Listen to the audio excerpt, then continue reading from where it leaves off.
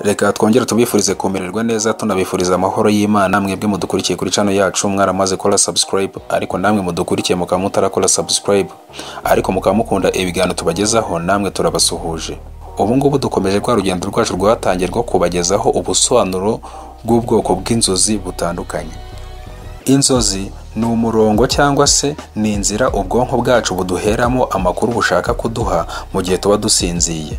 Bivuze yuko kurota ni ibintu dukora tutabishaka. Rero iyo ubwonko bwacu bushaka kuduha amakuru mu gihe dusinziye, bunyuza ubwo butumwa mu gace gashinzwe imitekerereze y'ubwonko bwa muntu bita subconscious.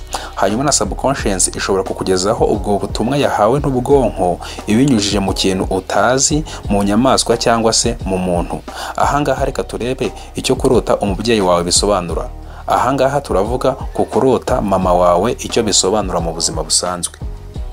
Kurota ababyeyi bacu abantu benshi ntago babiha agaciro. Ibi ngibi bishoboke yuko ari uko ababyeyi bacu ari abantu bakunda ko tuba hafi mu buzima bwacu bwa buri munsi.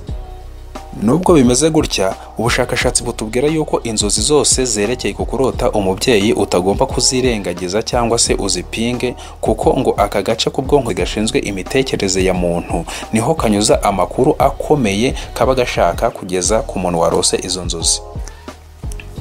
Kurota mama wawe biguhishurira kandi bikakwereka umuyoboro n'ubushobozi ufite mu gutekereza biri muri wowe imbere. Kandi nanone mu buryo bwa rusange kurota ubona mama wawe mu nzozi bikwereka ubushobozi ufite mu gufata ibyemezo no gufata imyanzuro ariko ushingiye ku hazaza. Iyo urose ubona mama wawe akuvugisha, izi nzozi zifite agaciro gakomeye cyane. Rero ngo ni iby'ingenzi cyane kwita no kumenya ndetse no kuzirikana amagambo yakubwiye, ariko ahangaha hakiyongeraho kuvana amakuru y'ingenzi muri aya magambo mama wawe yakubwiye igihe wamurotaga. Kuko nk'uko twabivuze hejuru, ni iby'ingenzi cyane kuko uyu mama wawe niwo muyoboro cyangwa se niyo nzira subconscious yanyujijeho amakuru yashakaga kuguha, ariko nayo ikaba yayahawe n'ubwonko. Tukwibutse niba utarakora subscribe, akanya keza ko kubikora ni aka ngaka kugira ngo nawe ujye mu abantu benshi babona ibiganiro byacu ko tubishyizeho ako kanya.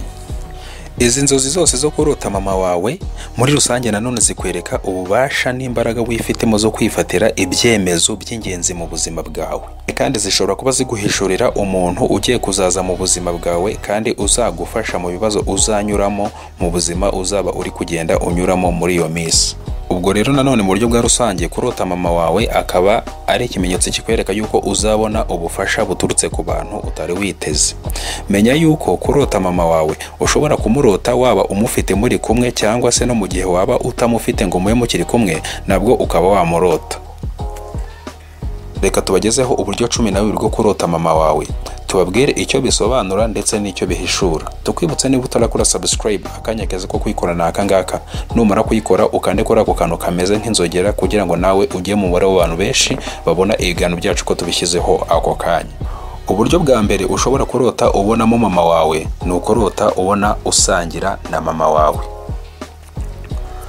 Kurota ubona usangira na mama wawe ntago bifite igisobanuro cyiza, kuko biguhishurira yuko wananiwe gufata icyemezo cyangwa se ufite intege nkeya mu gufata imyanzuro yakugirira akamaro, ahubwo wibereye mu bintu bizagusubiza inyuma kandi bishobora kugushyira mu byago bikomeye.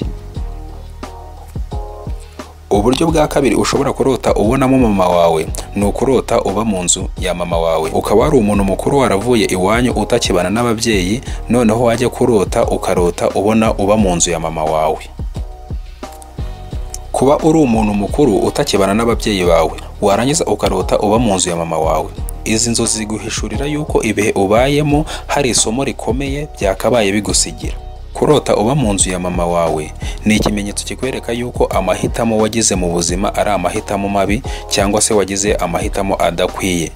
Kandi nanone akaba ari ikimenyetso kikwereka yuko ibyo uhugiyemo muri iyo minsi cyangwa ibyo urakora muri iyo minsi uri kubikora mu buryo butandukanye n'uburyo wakabaye ubikoramo.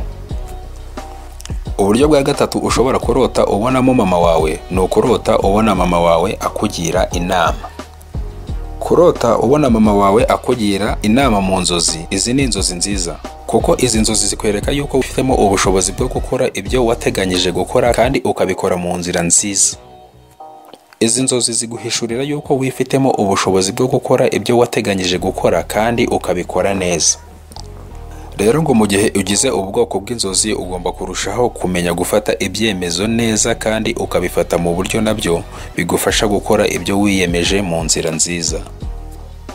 Uburyo bwa kane ushobora kurota ubonamo mama wawe ni ukurota ubona mama wawe yarakaye. Kurota ubona mama wawe yarakaye ntabwo ari ikimenyetso cyiza kuko bishobora kuba biguhishurira yuko ufite amahirwe make mu bintu urimo urakora ndetse no gutenguhwa n'abo wizera. Ibi byose akaba ari ibintu uba ugiye guhura nabyo mu minsi iri imbere. Ngo ukunda kurota izi nzozi mu gihe uba wiyumva nk'umuntu utarigeze ukora ikintu na kimwe ngo kigende nk'uko aba yaragiteganyije kubera inzitizi nyinshi uba warahuye nazo. Nanone izi nzozi zikwereka yuko ufite kwicuza gukomeye cyane kubera amahirwe wigeze mu buzima ariko yarangiza akagucika. Uburyo bwa gatanu ushobora kurota ubonamo mama wawe ni ukurota ubona urakaza mama wawe kandi bikamutera ipfunwe. Kurota ubona urakaza mama wawe kandi bikamutera ipfunwe ntabwo ari ikimenyetso cyiza. Izi nzozi zo kurota urakaza mama wawe kandi bikamutera ipfunwe zikwereka yuko wagizemo amahitamo atari meza na gato mu buzima bwawe, kandi nanone zikanakwereka yuko ukunda kwirengagiza ibibazo uhura nabyo kandi ari we wakabaye ufata iya mbere mu kubikemura. Rero ngo mu gihe ugize ubwoko bw'inzozi ugomba kurushaho kuba maso cyane wita ku bibazo uhura nabyo kuko ngo akenshi hari igihe uhura n'ibibazo ukagira ngo hari umuntu runaka uzakuzanira igisubizo ahubwo ari wowe ubwawe wakabaye wishakamo ibisubizo. Uburyo bwa gatandatu ushobora kurota ubonamo mama wawe ni ukurota ubona mama wawe yishimye. Kurota ubona mama wawe afite ibyishimo byinshi mbese ubona asazwe n'umunezero, izi ni inzozi nziza kubera yuko ari ikimenyetso cy'amahirwe. Uku kurota mama wawe yasazwe n'ibyishimo bihishura yuko ugiye kugera ku ntsinzi ariko cyane ivuye mu bihe bikomeye wanyuzemo. Uburyo bwa karindwi ushobora kurota ubonamo mama wawe ni ukurota ubona wica mama wawe. Kurota ubona wica mama wawe mu nzozi muri rusange ntabwo ari ikintu cyiza kubera yuko izi nzozi ziguhishurira yuko hari amahirwe wabuze mu buzima kubera amahitamo mabi wagize. Akaba ari n'ikimenyetso kikwereka yuko ubayeho mu buzima bwo kwicuza kubera ibintu wagiye wirengagiza mu buzima bwawe nyamara ariyo mahirwe wari ufite. Uburyo bwa munani ushobora kurotamo mama wawe ni ukurota ubona mama wawe atwite. Kurota ubona mama wawe atwite mu nzozi ibi ni ibintu byiza kubera yuko bikwereka yuko ugiye guhura n'amahirwe utari witeguye mu buzima bwawe. Bikanakwereka yuko mu kazi ukora ugiye kugira umusaruro ufatika, ibi byose bivuye mu muhate ugira mu kazi. Uburyo bwa cyenda ushobora kurota ubona mama wawe ni ukurota ubona mama wawe agusura. Kurota ubona mama wawe agusura ni inzozi nziza kuko ziguhishurira yuko ugiye kugera ku ntsinzi, ngo ku buryo niba hari n'ikintu uba uteganya gukora mu minsi iri imbere, ka gace k'ubwonko gashinzwe imitekerereze yacu kitwa subconscious kaba kakubwira yuko ari igihe cyiza cyo gutangira. Aka gace kakaba kanakubwira yuko ugiye kugera ku ntsinzi, udakwiye gucika intege na gato mu byo uba urimo urakora. Uburyo bwa 10 ni ukurota uganiriza mama wawe. Kurota uganiriza mama wawe mu nzozi ni ikintu cyiza kuko biguhishurira yuko ugiye kwakira amakuru meza kandi y'ingenzi ndetse atangaje mu buzima bwawe. Aya makuru akaba azibanda ku mishinga y'ibyo uteganya gukora. Uburyo bwa 11 ushobora kurotamo mama wawe ni ukurota ubona urwana na mama wawe. Kurota ubona urwana na mama wawe mu nzozi ntabwo ari ikintu cyiza kuko biguhishurira yuko ugiye kunyura mu bihe bikomeye kandi by'inzitane. Nanone ku rundi ruhande bikagusobanurira yuko ugiye guhura n'impanuka ikomeye kandi ari wowe uzaba uyiteje. Rero ngo mu gihe ugize inzozi zo kurota ubona urwana na mama wawe ugomba kurushaho kwitonda no kwitwararika mu bintu ukora mu buzima bwa buri munsi. Uburyo bwa 12 ushobora kurota ubonamo mama wawe ni ukurota ubona mama wawe ari kurira. Kurota ubona mama wawe ari kurira mu nzozi ni ikimenyetso kibi kuko biguhishurira yuko ugiye kwinjira mu bihe bikomeye ndetse by'akababaro mu buzima buri imbere. Tukwibutse iyi ngiyi ni Ingando Online. Niba utarakora subscribe, akanya keza ko kuyikora ni aka ngaka. Numara kuyikora ukande kuri ako kantu kameze nk'inzogera, icyo gihe numara kugakandaho uraba ugiye mu mubare w'abantu benshi babona ibiganiro byacu ko tubishyizeho ako kanya. Kandi nanone niba ushaka kujya ubona ibiganiro byacu mu buryo bwanditse, ushobora kudukurikira ku rukuta rwacu rwa Instagram ndetse na Facebook. Ukajya kuri Facebook ugashaka urukuta rw'Ingando Online, warangiza ugakora like. Aho ngaho nabwo ukaba ugiye mu mubare w'abantu benshi bazajya babona ibiganiro byacu uko tubishyizeho mu buryo bwanditse. Turabashimiye.